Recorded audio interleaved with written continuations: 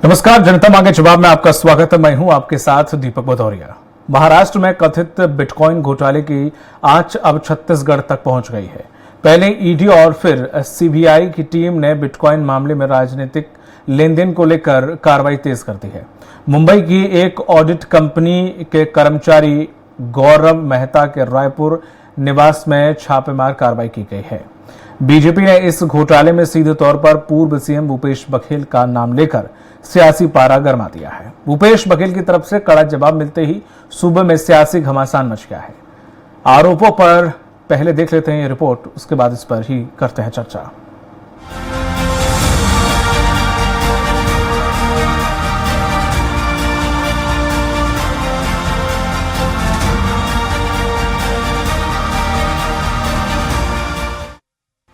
Bitcoin घोटाले की जांच में आंच अब छत्तीसगढ़ तक आ पहुंची है। दरअसल मामला महाराष्ट्र से शुरू हुआ, जहां बिटकॉइन के बदले 6,600 करोड़ रुपए कैश लेने के मामले में ईडी ने रायपुर में गौरव मेहता के निवास पर धावा बोला।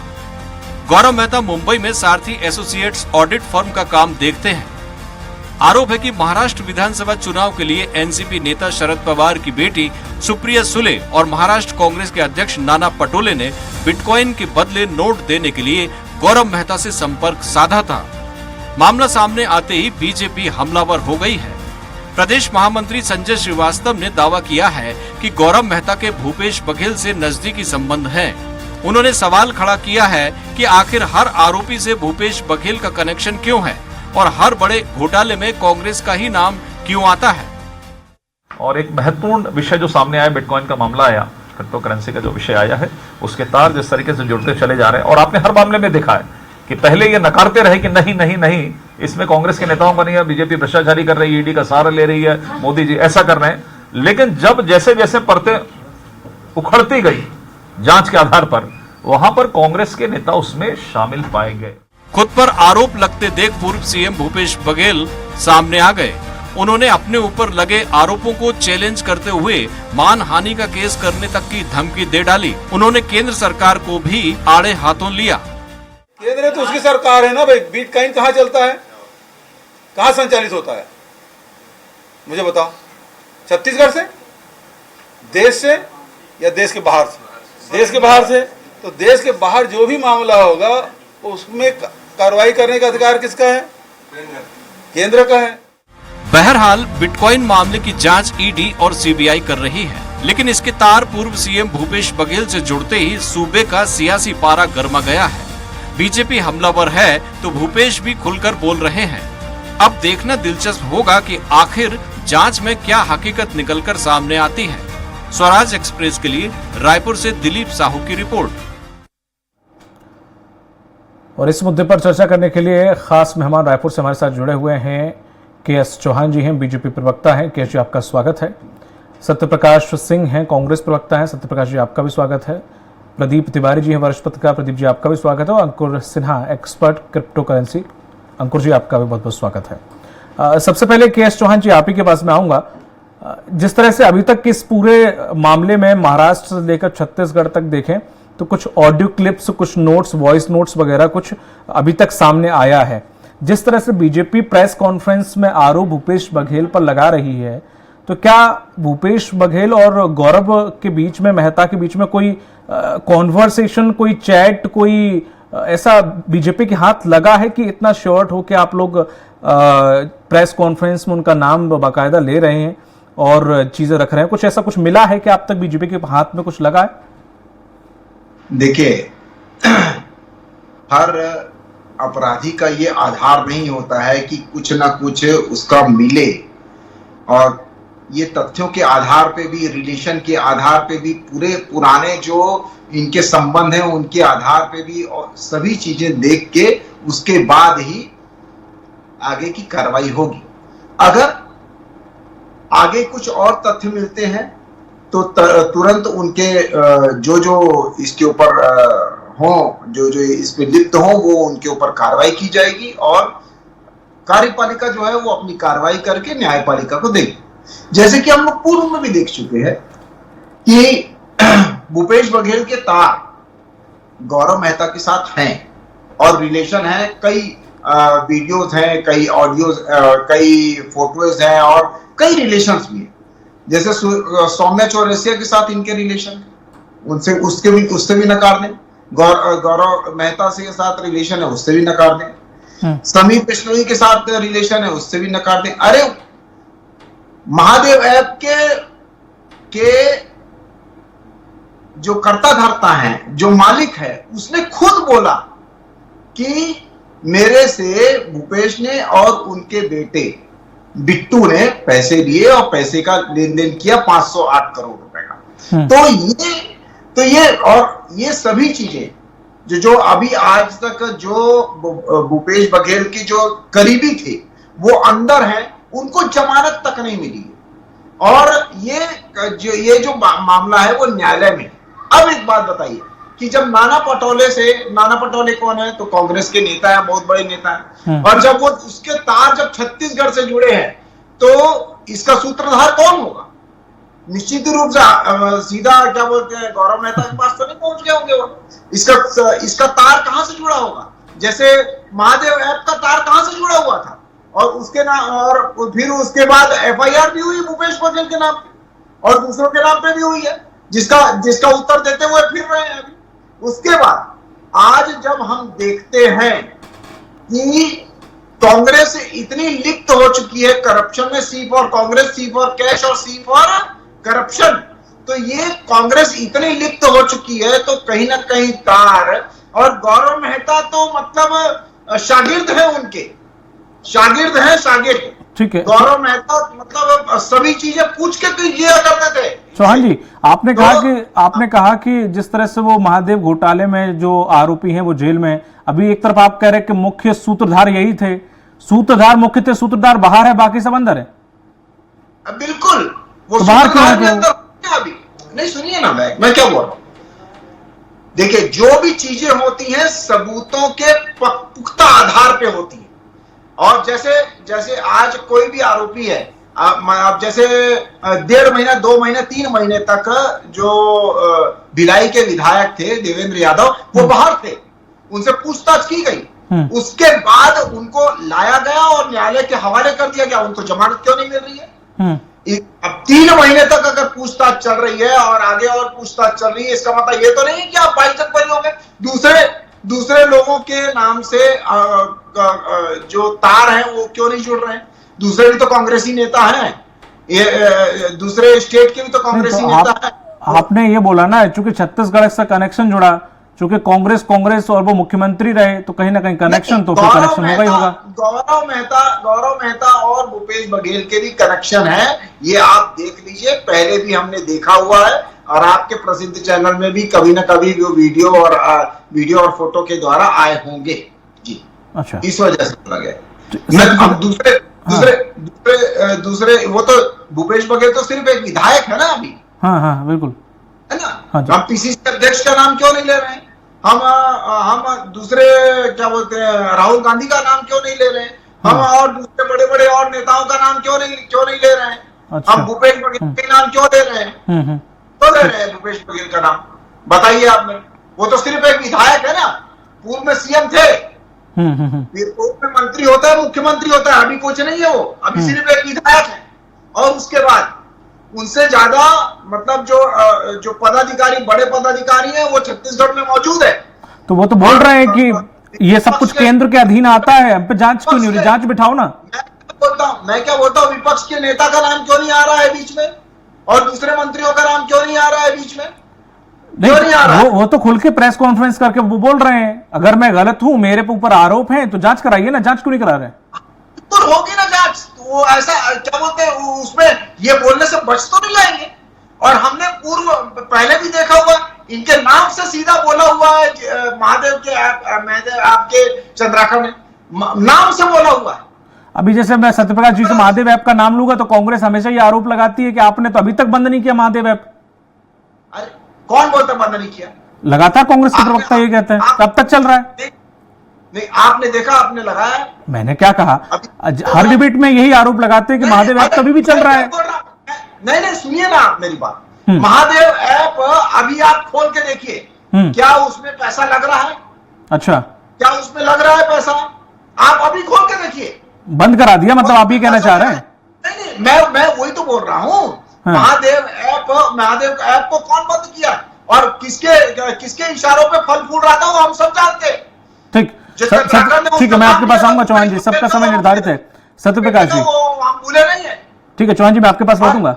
सत्यप्रकाश जी, जिस तरह से बिना हल्की सी चिंगारी का धुआं क्यों उठ रहा है आखिर? बिल्कुल सही बात है, चौहान साहब ने कहा कि और भी कांग्रेस नेता हैं, बड़े लीडर और भी हैं, आपके प्रदेश अध्यक्ष हैं, बाकी खाटी नेता हैं, उनका नाम हमने किसी का नहीं लिया। भूपेश बघेल का नाम आखिर क्यों?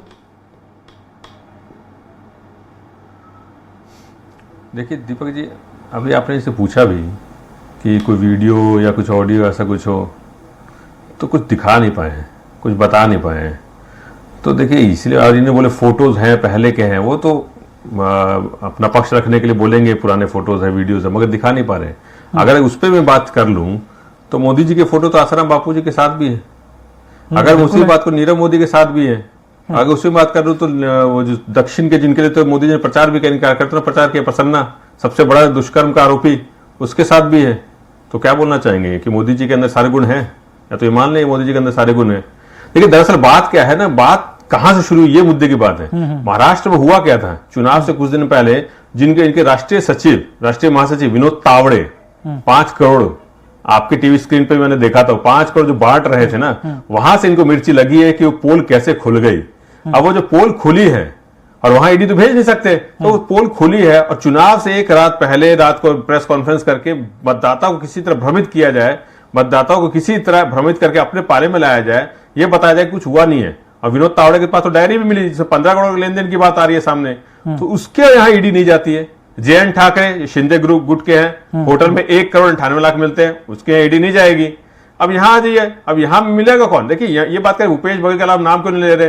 अरे भूपेश बघेल यहाँ पे बड़े नेता कौन है? छत्तीसगढ़ की राजनीति इनको करनी है। और मैं महत्वपूर्ण बात बात बोलना चाहूंगा, बीच में इंटरप्ट करके बोलना चाहूंगा अपनी बात को बीच में रोकते हुए, कि ये जो नाम बार भूपेश बघेल का ले रहे हैं, चौहान जी या तमाम उनके नेता, ये ध्यान रहे कि आप नाम ले रहे हैं और तैयारी भी करके रखिएगा कि मानहानि का केस हो सकता है। अगर आप सबूत नहीं दे पाए, अगर आप तथ्य नहीं दे पाए, तो वो भूपेश बघेल ही, कांग्रेस पार्टी का एक एक कार्यकर्ता, मैं भी थाने में जाकर आवेदन देके आएंगे कि हमारे नेता के चरित्र हनन हो रहा है, हमारे नेता का नाम खराब हो रहा है, हम भी देके आएंगे। पहली बात। अब मैं वापस कंटिन्यू करता हूं, ठीक है। सबसे महत्वपूर्ण चीज जो सामने आई है, हिडनबर्ग आई थी, उस पर कोई कार्रवाई नहीं हुई।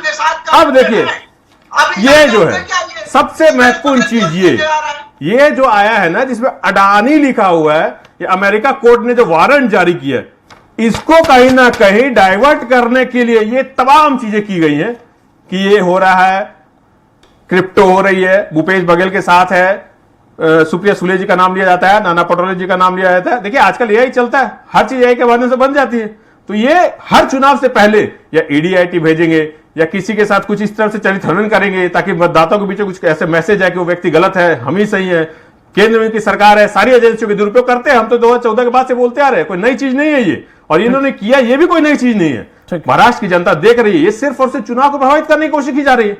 आप एक चीज और बताइए दीपक जी, मैं इनसे पूछता हूं चौहान जी से, इनको मालूम भी होगा कि नहीं मालूम नहीं, सिर्फ इन्होंने एक रटी रटाई चीज पढ़ी होगी जो संजय श्रीवास्तव ने पढ़ी होगी, वही चिट्ठी इनके पास होगी टेबल के नीचे, वही पढ़ दी होंगी। इनको ये मालूम है कि नहीं कि मामला शुरू कब हुआ था, ये मामला कहां से शुरू हुआ? जो इन्होंने बात की, जो IPS जो पूर्व IPS थे रविंद्रनाथ पाटिल, उसने सबसे बड़ा आरोप लगाया। और कौन है रविंद्रनाथ पाटिल? जो इन्हीं की सरकार थी, देवेंद्र फडणवीस, उसके समय वो जेल में था, 14 महीने जेल काट के आ चुका व्यक्ति, उस समय बोलते थे आरोपी है, और आज उनके प्रवक्ता बन के बैठे इनके सारे बड़े नेता, सारे राष्ट्रीय प्रवक्ता। तो एक आरोपी की बात ये मान रहे हैं जो इनकी खुद के समय में आरोपी था, जेल के हवा काट चुका है 14 महीने। तो ये महत्वपूर्ण चीज है कि सिर्फ और सिर्फ चुनाव को प्रभावित करने के लिए। और उसमें एक और मुद्दा लेके आता हूं मैं, ये पाटिल ने क्या बताया कि ये जो रोहन है उसने मेरे को बताया, उसने मेरे को ऑडियो क्लिप दिए है, उसने बताया कि मैं दुबई जाता था, क्रिप्टो करेंसी को कैश में कन्वर्ट करके लेके आता था। दीपक जी, केंद्र में सरकार किसकी है, महाराष्ट्र में सरकार किसकी है? तो अब दुबई से महाराष्ट्र तक आ गए हैं, कैश लेके आ गए हैं, और वो भी कितने अमाउंट, पता नहीं कितने अमाउंट की खबरें चल रही है। तो केंद्र सरकार कर क्या रही है? महाराष्ट्र सरकार कर क्या रही है, मैं चौहान यही साहब से दिख जाता है ये ना सवाल करूंगा कि क्यों ये बोला जा रहा है सिर्फ और सिर्फ दुरुपयोग हो रहा है, सिर्फ और सिर्फ बड़े बड़े नेताओं को उनका व्यक्तित्व उनके चरित्र का हनन किया जा रहा है, सिर्फ बदनाम किया जा रहा है महाराष्ट्र चुनाव झारखंड चुनाव को प्रभावित करने के लिए। कोई तथ्य नहीं है, मैं बार बार बोल रहा हूं, तथ्य है तो रखिए। इनके प्रवक्ताओं के ऊपर, इनके नेताओं के ऊपर, इनके महामंत्रियों चाहे महासचिव हो, हर किसी के यहां मानहानि का नोटिस जाएगा। सुप्रिया सुले जी ने भेज दिया है, इनके प्रवक्ता संबित पात्रा को नोटिस मिल चुका है, नाना पटोले जी ने भी बोला वो भी भेजेंगे, या भूपेश बघेल जी ने बोला नहीं तो उनके पास भी जाएगा। तो आप ये क्यों कह रहे हैं कि सबूत राजनीति कीजिए, किसी के चरित्र मत कीजिए, जनता के लिए काम कीजिए। सत्यप्रकाश जी, सरकार एक साल की आप ही इंतजार क्यों कर रहे हैं उस पर काम कीजिए। बीजेपी के जो नेता हैं जिन्होंने ये बोला है वो सबूत दे, नहीं तो हम करेंगे। अरे आप तो श्योर हैं कि आपने ऐसा नहीं, आपका नाम नहीं, आपका इन्वॉल्वेशन नहीं, तो सीधा तो आपने जाके सीधा मानहानि का केस जो आप कह रहे हैं वो करिए। आप इनके सबूत से इंतजार क्यों करेंगे? सही बात आपको तो मालूम है, आप करेंगे ना। मैं तो बताया ना अभी आपको, सुप्रिया सुले जी ने भेज दिया। ठीक है, वरिष्ठ पत्रकार प्रदीप तिवारी जी, आपने दोनों ही नेताओं को सुना। जी ने आज बोला ना कि नोटिस भेजूंगा मैं, वो तो बोल दिए। मैंने अपनी बात कही है कि अगर ये केएस चौहान जी दूसरे को प्रवक्ता अगर बोलते रहेंगे तो हम भी जाएंगे। मैं अपनी बात कर रहा हूँ, कार्यकर्ताओं की बात कर रहा हूँ। भूपेश बघेल तो भेज रहे हो तो बोलो, उन्होंने तो बोल ही दिया है। सुप्रिया सुले जी ने भेज दिया है, हम उनकी बात कर रहे हैं, वो भेज चुके हैं, हम भेजेंगे अगर ये ऐसी बोलते रहेंगे तो। इसलिए हम केएस चौहान जी बोल तो चुके सर, आप तो बोलेंगे, आप तो भेजो। ऐसे किसी का चरित्र मत कीजिए। देखिए मैं भी यहाँ बैठा हूँ, अगर देता हूँ केएस चौहान जी तो अभी मेरे ऊपर आरोप लगा देंगे, मैं भी इस घोटाले में घोटाले में कोई शामिल हूँ। अरे निष्पक्ष जांच कर लीजिए, बिल्कुल घोटाला अगर हुआ है, कोई दोषी है, किसी ने गलत किया है तो आप कार्रवाई कीजिए, निष्पक्ष जांच करवाइए, उसको जेल के अंदर डालिए, हम भी आपके साथ है, मगर निष्पक्ष जांच करवाइए। किसी नेता का, किसी पूर्व मुख्यमंत्री का ऐसे चरित्र नहीं होना चाहिए, किसी को घसीटना नहीं। सिर्फ किसके लिए? सिर्फ एक उद्योगपति के लिए, जिसको उसके लिए, जिसने देश का नाम विदेशों में खराब कर दिया। अरे क्या आप देश को लेकर जाना चाह रहे हैं? विदेशों में नाम खराब हो चुका है, फिर भी आपकी आंखें नहीं खुल रही है। आपने पूरा देश डुबो दिया है, ये ध्यान में रखिए। ठीक है दीपक जी, जिस तरह से क्रिप्टो का मामला आया है, मुझे लगता है कि इसमें जो जांच एजेंसी है जांच कर रही है तो उसमें तथ्यों के आधार पर जांच होगी। भाई जो मनी कन्वर्ट करके कैश लेन देन की बात है तो कहीं ना कहीं इसमें पूरी सच्चाई हो, जो इसके पीछे कौन है और जो करेंसी आई कहां कन्वर्ट की गई, किसके माध्यम से कन्वर्ट कर गई। जो बीजेपी ने प्रेस कॉन्फ्रेंस की तो कहीं ना कहीं कुछ ऐसे ऑथेंटिक प्रूफ रहे होंगे बीजेपी के पास, तब जाके प्रेस कॉन्फ्रेंस बीजेपी के प्रवक्ताओं ने किया है। और दूसरी बात, अगर प्रेस कॉन्फ्रेंस किया है इनके पास कोई सुप्रिया सुले जी के पास कोई ऐसा मामला, सुप्रिया सुले तो प्रेस कॉन्फ्रेंस ब्रीफिंग में ही कही है, कई पत्रकारों के साथ बातचीत कर, तो उन्होंने कहा कि मैं अपनी ईमानदारी के लिए, मेरा नाम सुप्रिया सुले का नाम ईमानदारी के लिए है। तो हो सकता है कि वो जो बात रख रही हो, लेकिन किसी न किसी कारण से इन लोगों का नाम इसमें आया है और करेंसी को एक्सचेंज करके कैश लेन देन की जो बात आ रही है सरकार के पास।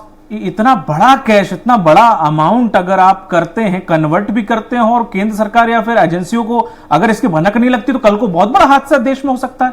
इतना अगर बड़ा अमाउंट अगर एक्सचेंज हो रहा है कहीं, अगर नहीं तो ये तो काला धन कैसे भी आतंकवादियों के पास वो कन्वर्ट करा के यहाँ पर दीपक जी, और ये वास्तव में सही बात है कि इतनी बड़ी जांच एजेंसी अपने देश में है, एनआईए है, बहुत सारी बड़ी बड़ी जांच एजेंसियां हैं और दूसरे देश से कोई कैश लेके आ रहा है और सरकार को सूचना नहीं, ये सरकार का बहुत बड़ा फेल्यूर है। और जबकि चुनाव चल रहे हैं, जिस राज्य में चुनाव चल रहे हैं वहां करेंसी आपकी पाई जा, कैश में करेंसी पाई जा रही है, तो ये सरकार को खुद के अपने फेल्यूर है। उसके बाद भी अगर सरकार ये मान के चल रही है कि ये हुआ है, ये बड़ा घोटाला हुआ है, लेन देन का बड़ा मामला आया है, तो सरकार, मुझे लगता है जिस तरह की जांच की बात आ रही है, जांच अगर करेगी तो निश्चित तौर पर तथ्य सामने आएंगे। इसमें दोनों पक्ष को तैयार रहना चाहिए, जिनने आरोप लगाए हैं बीजेपी ने और जिन लोगों ने आरोप लगाए हैं उनको प्रमाण देने के लिए तथ्यात्मक दृष्टिकोण से बाहर आना चाहिए। और जो ये मान के चल रहे हैं कि मेरी इसमें कोई भूमिका नहीं है और मैं इसमें पाक साफ हूं, मेरी ईमानदारी पे कोई सरकार शक कर रही है, तो उनको अपना प्रूफ देना चाहिए, तो दूध का दूध पानी का पानी हो जाएगा।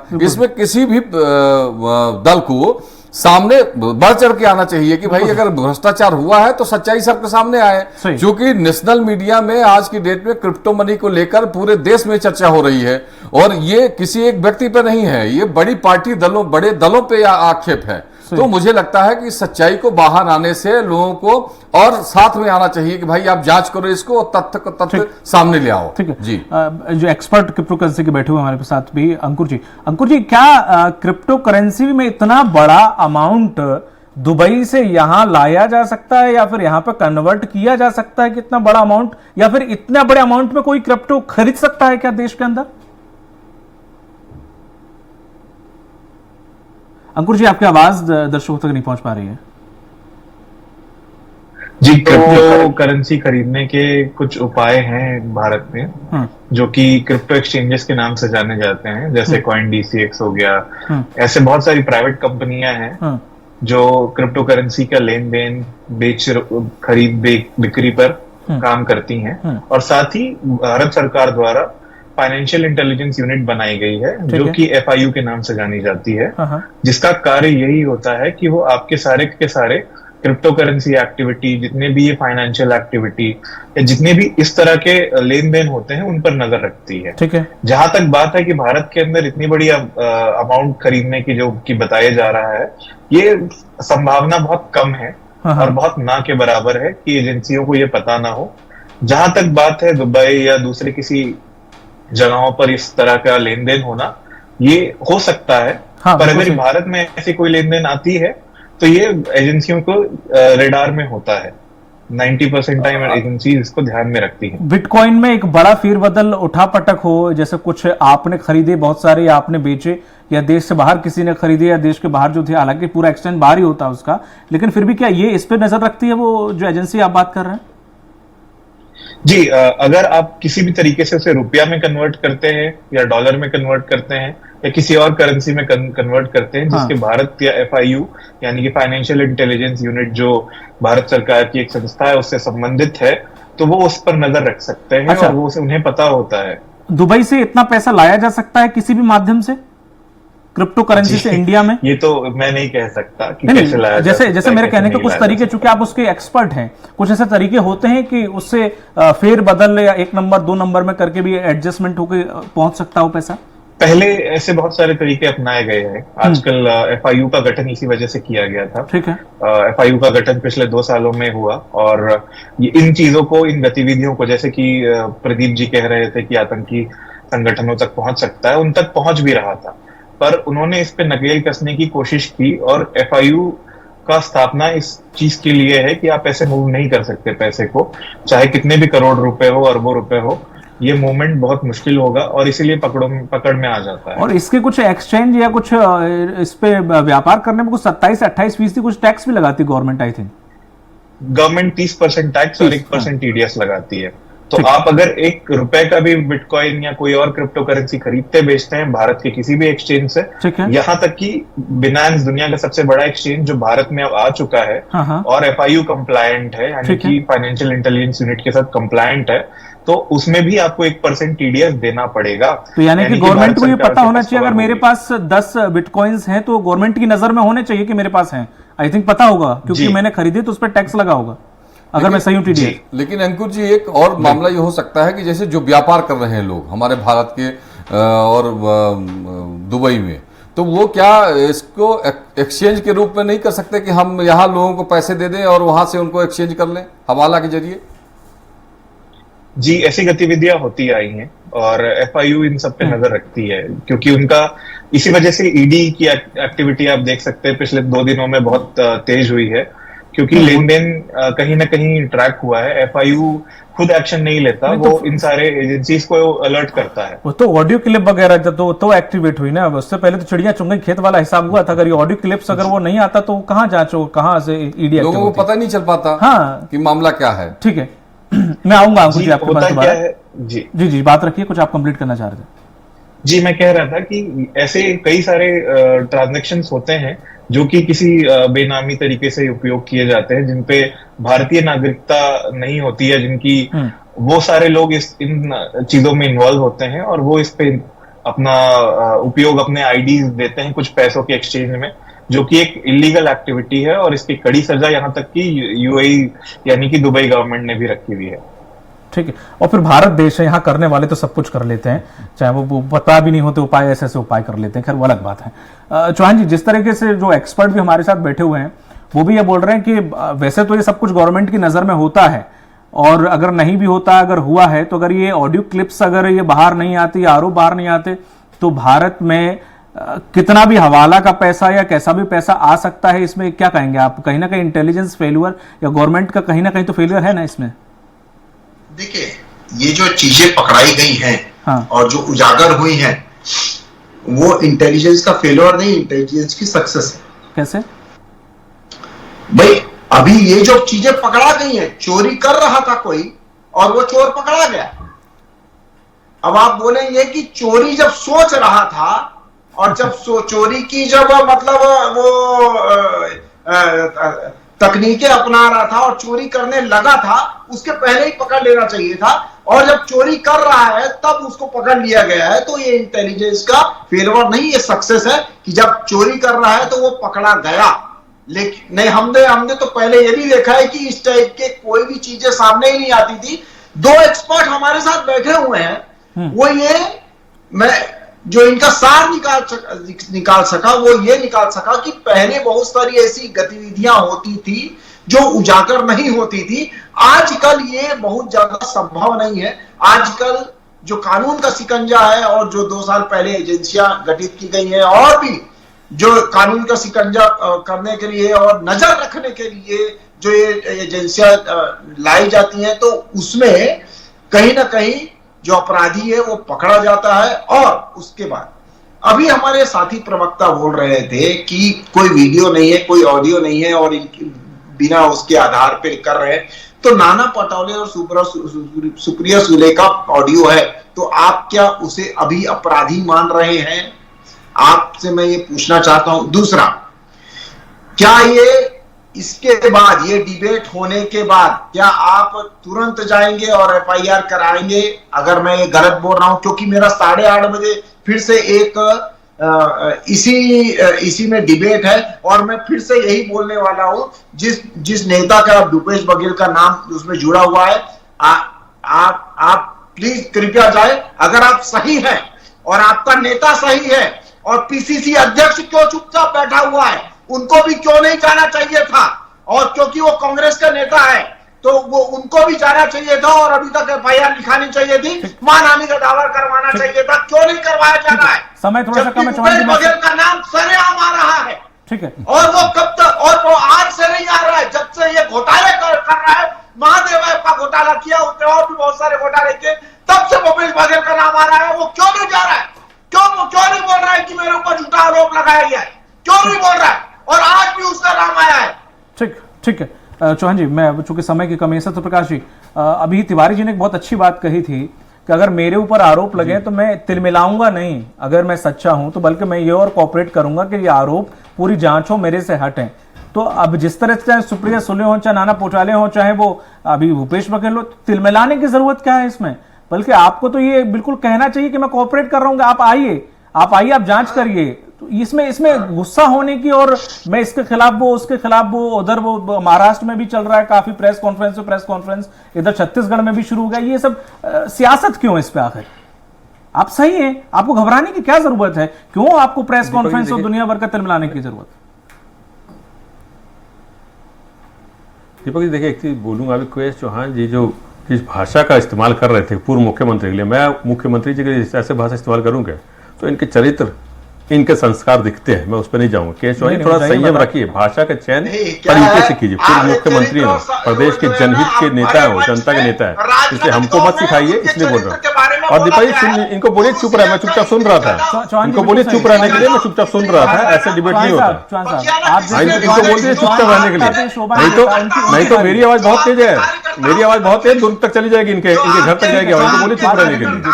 देखिए एक चीज वही मैं बोल रहा हूँ, आपने दीपक जी बोली तिलमिलाहट की बात, जो आपके चौहान ने, अरे सुन लीजिए, आपका नाम थोड़ी ना उसमें आ रहा है, आपकी तिलमिलाहट का। अभी दीपक जी बोले तिलमिलाहट कर रहे हैं, तो आपका नाम थोड़ी ना उसमें आ रहा है जो आप तिलमिलाहट कर रहे हैं। आप शांति सुनिए, आपका नाम थोड़ी ना, आपके ईडी वाले नहीं है, आप बीजेपी के लोग हैं, आपका नाम नहीं आएगा, टेंशन मत लीजिए। देखिए एक चीज मैं बोल रहा था कि ये अभी बात कर रहे थे ना, देखिए वही में बोला था, आपने बोला तिलमिलाहट, सुप्रिया सुले जी तो बोल रही है, आप मंच पे आइए, मेरे से बात कर लीजिए। वो तो इनके नेताओं को बल्कि बुला रहे हैं कि आइए बात कीजिए मेरे से, जो बात कर रहे हैं। ईडी को बोल रहे हैं, सुप्रिया सुले जी कहां तिलमिलाट रही है? नाना पटोले जी बोल रहे हैं कि मैं तो किसान का पुत्र हूं, किसान परिवार से आता हूं, मेरे कोई लेना देना नहीं। ईडी आए, उनके नेता है, पूछताछ कर लीजिए। भूपेश बघेल जी ने भी यही बोला कि आप जांच कर लीजिए, निष्पक्ष जांच होनी चाहिए, वो कहां तिलमिलाट कर रहे हैं? तिलमिलाहट किसके अंदर दिख रहा है? देखिए के एस चौहान जी में कितनी तिलमिलाहट है। अब मेरे को नहीं लग रहा कि उनके तो ईडी जाएगी नहीं, फिर भी तिलमिलाहट कर रहे हैं, इसलिए बोलो तिलमिलाहट कहीं नहीं है। ये दिखता तिलमिलाहट उनके यहाँ है कि महाराष्ट्र चुनाव में क्या होने वाला है, झारखंड चुनाव में क्या होने वाला है, इनको आशंका हो चुकी है। मैं तो बार बार एक ही सवाल कर रहा हूं, तावड़े जी के यहाँ कब जाएगी ईडी? जो शिंदे गुट के व्यक्ति उसके ईडी कब जाएगी? उद्धव ठाकरे जी का बैग, हेलीकॉप्टर सब चेक हुआ था, कितनी बार मोदी जी का हेलीकॉप्टर चेक हुआ ये बता दे। ये सवाल वही है। अडानी, महत्वपूर्ण बात, हिंडनबर्ग की रिपोर्ट आई, कोई जांच नहीं हुई, इस पे जांच कब होगी? जो विदेशों में नाम खराब हो रहा है, इस पे भी थोड़ी जांच करवा लीजिए आप, ईडी को यहां भी भेज लीजिए आप। मुद्दा ये है कि आप जांच करवाइए तो निष्पक्ष जांच हर किसी के ऊपर होनी चाहिए, सिर्फ छांट छांट के नहीं है कि हमारे में नहीं है, ये दूसरे विपक्षी दल के नेता है इसके चरित्र हनन कर देते हैं, ऐसा नहीं होना चाहिए। हम तो बार बार एक सवाल कर रहे हैं, अडानी के ऊपर जांच कब होगी? अडानी कब गिरफ्तार होगा? यहां पे उसके यहाँ ईडी कब जाएगी? अडानी से सवाल जवाब ईडी करेगी कि नहीं करेगी? सीबीआई सवाल जवाब करेगी कि नहीं करेगी? महत्वपूर्ण सवाल ये है, उससे बाद भागे बीजेपी के। ठीक है, बहुत बहुत शुक्रिया इस पर चर्चा में शामिल होने के लिए। चौहान जी आपका, सत्यप्रकाश जी आपका, अंकुर जी आपका भी, अब तीनों लोगों का बहुत बहुत शुक्रिया इस पर चर्चा में शामिल होने के लिए। अब देखने वाली बात होगी कि 23 तारीख को रिजल्ट आने के बाद जो ये जिन्न निकला है अब बिटकॉइन मामले का, वो आखिर छत्तीसगढ़ में क्या कुछ इसमें तार जुड़े नजर आते हैं, किस किस का नाम निकल कर आता है। हालांकि ईडी जांच कर रही है, कौन कौन लोग इसमें शामिल थे या सिर्फ इस गुफा है, अब देखने वाली बात होगी।